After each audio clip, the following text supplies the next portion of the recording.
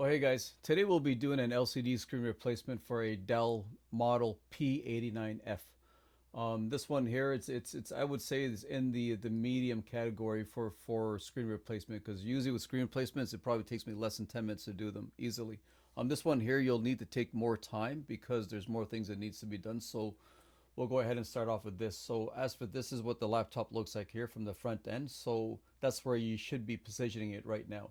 So if you look on the top left hand corner, I always try to get people to follow my instructions. That's why I do these picture tutorials and a close up, because with a lot of videos that I see, a lot of times you can't even see close enough because they don't zoom in or show you a closer image of what needs to be done. So with this model here, the best way for you to start off prying your or opening up your laptop or the front plastic bezel is to just use your fingernails just to start it off like this. But for prying the inside of the glue, because with this model here, which is a pain in the ass, because a lot of other models, it just has little fasteners that hold this front bezel together, this plastic bezel together. But with this P89F model, there's actually 3M tape that's completely sealing the whole corner here from the whole front area. So I'm using a spudging tool, and this is a spudging tool that I use for iMacs when I'm doing SSD upgrades, because I have to remove their 24 or 27 screens, right? Or 20, sorry, 22 or 27 screens. That spudging tool is really, really easy. It helps make the job much easier because it just cuts in about 2/3 of this whole area, which in this model here, that's where exactly where this 3M tape is. So this will actually cut it easily. So if you have that, that would be awesome. If you don't, just use like a little a knife or some plastic tool or something, but just make sure you don't go beyond half point. And to make note here, don't put anything this deep. Just use your fingernails, or just skim off this corner here when you're running your spudging tool here. So don't go deep at all, because you don't want to damage your webcam.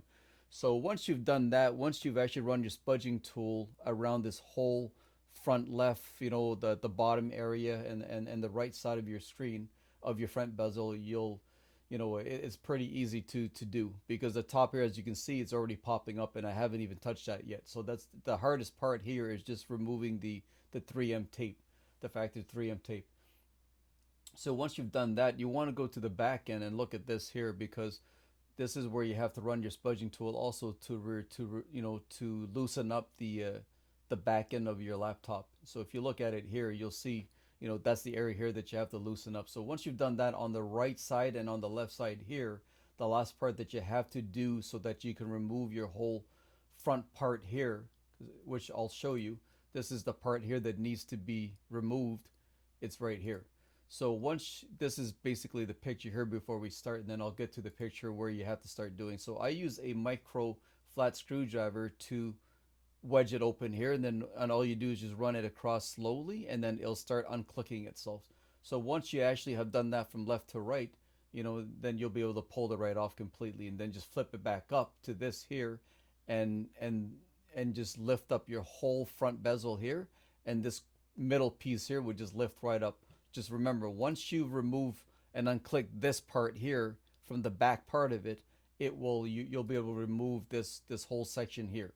And that's what's really important, because a lot of people, will start removing all of the glue here and loosen the back here and the back left corner, the back right corner, and without removing the center piece from the back end, which is this piece here. Sorry, no, let me go back to this picture. With this piece here, you won't be able to remove that front bezel, so you really got to do that. So once you do that, then you can remove it easily. And so once you remove that front bezel here, this is what the screen looks like. Yeah, sorry, this customer is a dirty boy. Yeah, so this is what it looks like. So the other important thing here with this here, there's no screws holding this screen together. And so the only way to remove the screen, you can easily just take to be honest with you, this is what I would have done. Because I do so many models, I don't want to damage anyone's system. But with this model here, you could theoretically just use a flat screwdriver like what I have here, and just run your screwdriver down in the corner and just wedge it open and just pry it out and just lift it upwards. Excuse me. Or you can use an industrial heating gun and just heat this section here, and just loosen it up quickly, and then just lift it upwards, and doing the same thing on the left side. But with this model here, they actually have a rubber tab that's actually, it's a rubber strip that runs right to the top here from behind the screen. That's what's keeping it together. So if you pull this tab here, as you can see, there's one on the bottom right, one at the bottom left. So once you start pulling this tab here, I notice if you start pulling it downwards towards you, it won't remove really well. What I do is I actually kind of lift this tab in between this metal bracket here and the screen. And once I lift it, I start moving it upwards, it was able to come apart. And once you start moving it upwards from the bottom left to the top, sorry, to the top left, and from the bottom right to the top right, it will, you can just wiggle the rubber, just make sure there's not too much of a stretch, just like a medium tightness, and you'll eventually get it removed because it's a very long strip. It stretches like crazy, so it might take you 30 seconds to a minute to remove it. But do have some patience, because if you pull too tight with this tab, you might tear half of it and then you'll leave the other half up here. Same thing as on the left side. But if you do get stuck and make that mistake, don't worry about it. Just use your flat screwdriver and just pry the screen apart, or just use industrial heating gun to loosen it up and just pry it apart. So once you have that, this is, I'll show you the strip here. This is what it looks like here. As you can see, I actually have it medium tensioned, about 2.5 to 3 inches up, not even. And I'm just wiggling it upwards, which would I start way at the bottom here. Then I'm just wiggling up the rubber tab up there to the top. Then once you get to the top, it'll just like pop out, and it's pretty simple. And once you've done that, you will see here, you face your screen downwards towards your keyboard, and this is what you're going to be looking at. Because on the left hand side, you actually have a 40 pin connector for this one here.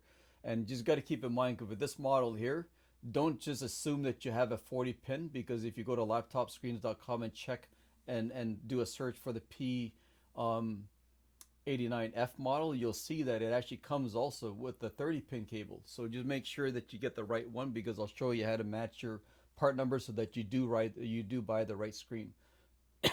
And this one here is really important. So once you remove this, as you can see here, you'll see that there's a tape here.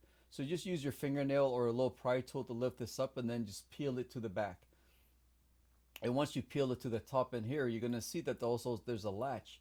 So this is, I'll show you the locking position here. If you look carefully, I'm gonna zoom in for you here. If you look carefully here, you'll see that there's a latch lock here that's holding your 40 pin cable together, or 30 pin cable, depending on what screen you need. This one here happens to be a 1920 by 1080, because there's also a 1366 by 768, resolution. So that's probably using a 30 pin. So with this one here, remember there's a latch lock. All you have to do is just use your fingernail and put it underneath any section here, and then just lift it upwards. So I'm going to close this picture here. So once you lift it upwards, as you can see here, it starts to lift upwards here.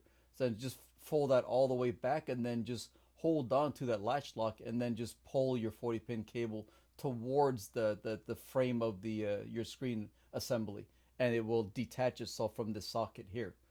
And for this model here, as you can see here, I will show you for this 40 pin, this is what my client has. And you can buy a matte finish or a gloss finish, because with most systems they'll usually come with a gloss finish. But if sometimes the gloss or the matte, vice versa, might be, one will be more expensive than the other. Sometimes it can go up to $30 to $50 more. But to be honest with you, I prefer the matte finish where there's no reflection, so I kind of went with the matte for this client here. So if you want to match your model number, if you look carefully here where it says NV156FHM-N4N, all you do is go to Laptop Screens, because they're worldwide, so they ship screens from the UK, the US, Canada, and stuff, and they have the best prices in anywhere around the world. So just buy it off these guys, because they have the best warranty, and usually their warranties are a lifetime warranty on these screens. Just for any natural defects with the screen itself, which doesn't cover accidents, but they do have the best warranties out there.